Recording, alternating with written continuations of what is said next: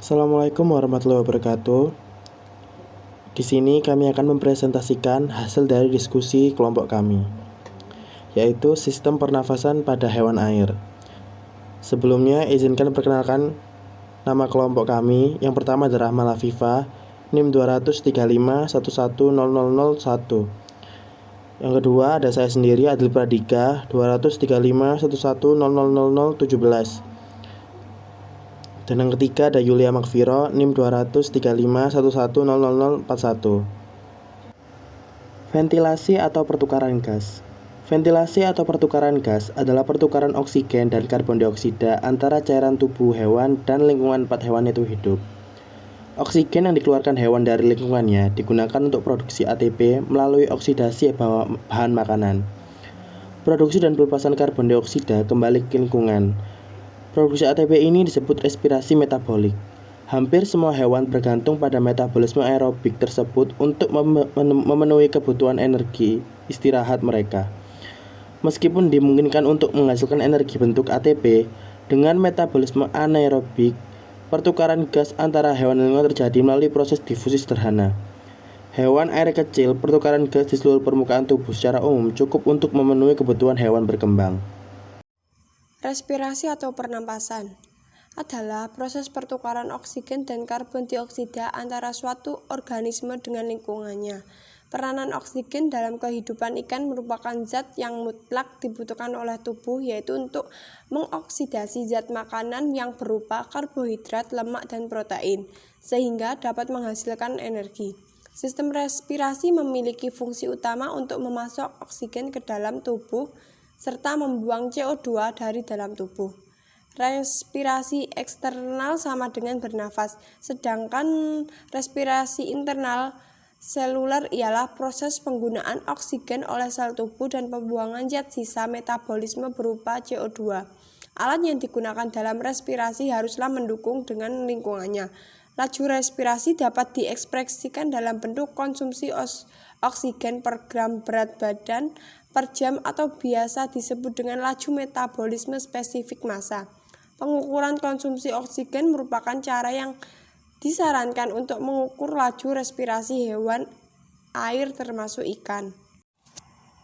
Metabolisme ikan termasuk metabolisme aerobik sehingga membutuhkan oksigen. Ikan masih mampu bertahan hidup di perairan dengan konsentrasi oksigen maksimum 4-5 ppm dan akan mati atau mengalami stres bila konsentrasi oksigen mencapai 0. Konsumsi oksigen pada ikan berbanding terbalik dengan berat tubuh ikan dan volume ikan. Parameter konsumsi oksigen digunakan untuk menghitung laju metabolisme ikan, di mana ikan yang metabolismenya tinggi, maka konsumsi ikan juga meningkat, sebab sebagian besar sumber energi ikan berasal dari metabolik aerobik yang membutuhkan oksigen. Secara sederhana, respirasi ditulis dengan reaksi kimia C6H12O6 plus 6O2 menjadi 6CO2 plus 6H2O plus ATP. Sistem pernapasan pada ikan. Ikan bernapas menggunakan ingsan. Ingsan berbentuk lembaran-lembaran tipis berwarna merah muda dan selalu lembab. Bagian terluar dari ingsan berhubungan dengan air, sedangkan bagian dalam berhubungan erat dengan kapiler-kapiler darah. Tiap lembaran ingsan terdiri dari sepasang filamen dan tiap filamen mengandung banyak lapisan tipis atau lamela. Pada filamen terdapat pembuluh darah memiliki banyak kapiler, sehingga memungkinkan O2 berdifusi masuk dan CO2 berdifusi keluar. Pada ikan tulang sejati Osteichthyes, ingsannya dilengkapi dengan tutup ingsan operkulum, sedangkan pada ikan tulang rawan Chondrichthyes, ingsannya tidak mempunyai tutup ingsan. Selain bernafas dengan ingsan, ada pula kelompok ikan yang bernafas dengan gelembung udara atau pulmosis, yaitu paru-paru dipnoi. Ingsan tidak hanya berfungsi sebagai alat pernapasan, tetapi juga berfungsi sebagai alat ekskresi garam-garam, penyaring makanan, dan alat pertukaran ion. Sistem pernapasan pada ikan bertulang sejati. Contohnya yaitu ikan emas. Insang ikan emas tersimpan dalam rongga insang yang terlindung oleh operkulum. Insang ikan emas terdiri dari lengkung insang yang tersusun atas tulang rawan berwarna putih. Rigi-rigi insang yang berfungsi untuk menyaring air pernapasan yang melalui insang dan filamen atau lembaran insang. Filamen insang tersusun atas jaringan lunak berbentuk sisir dan berwarna merah muda karena mempunyai banyak pembuluh kapiler darah dan merupakan cabang dari arteri insang. Di tempat inilah pertukaran gas karbon dioksida dan oksigen berlangsung. Gas oksigen diambil dari gas oksigen yang larut dalam air melalui insang secara difusi. Dari insang, oksigen diangkut darah melalui pembuluh darah ke seluruh jaringan tubuh. Dari jaringan tubuh, gas karbon dioksida diangkut darah menuju jantung. Dari jantung menuju insang untuk melakukan pertukaran gas. Sistem pernapasan pada ikan bertulang rawan. Ikan bertulang rawan tidak mempunyai operkulum. Contohnya yaitu ikan hiu. Masuk dan keluarnya udara dari rongga mulut disebabkan oleh perubahan tekanan pada rongga mulut yang ditimbulkan oleh perubahan volume rongga mulut akibat gerakan naik turun rongga mulut. Bila dasar mulut bergerak ke bawah, volume rongga mulut bertambah sehingga tekanannya lebih kecil dari tekanan air di sekitarnya.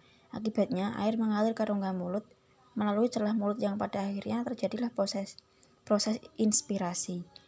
Bila dasar mulut bergerak ke atas, volume rongga mulut mengecil, tekanannya naik. Celah mulut tertutup sehingga air mengalir keluar melalui celah insang dan terjadilah proses ekspirasi karbon dioksida. Pada saat inilah terjadi pertukaran gas oksigen dan karbon dioksida.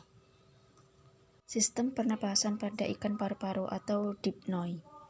Pernapasan ikan paru-paru menyerupai pernapasan pada amfibi. Selain mempunyai insang, ikan paru-paru mempunyai satu atau sepasang gelembung udara seperti paru-paru yang dapat digunakan untuk membantu pernapasan yaitu pulmosis. Pulmosis banyak dikelilingi pembuluh darah dan dihubungkan dengan kerongkongan oleh ductus pneumatikus. Saluran ini merupakan jalan masuk dan keluarnya udara dari mulut ke gelembung dan sebaliknya, sekaligus memungkinkan terjadinya difusi udara ke kapiler darah. Ikan ini hidup pada rawa-rawa atau sungai, yaitu contohnya seperti ikan lele, gabus, gurame, dan betok, yang memiliki alat bantu pernapasan yang disebut labirin. Labirin merupakan perluasan ke atas dalam rongga insang dan membentuk lipatan-lipatan sehingga merupakan rongga-rongga tidak teratur.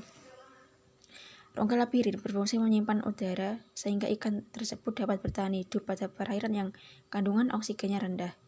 Selain dengan labirin, udara juga disimpan di gelembung renang yang terletak di dekat punggung. Baik, berikut hasil kerja diskusi dari kelompok kami. Kurang lebihnya, apabila ada kesalahan, mohon maaf. Wassalamualaikum warahmatullahi wabarakatuh.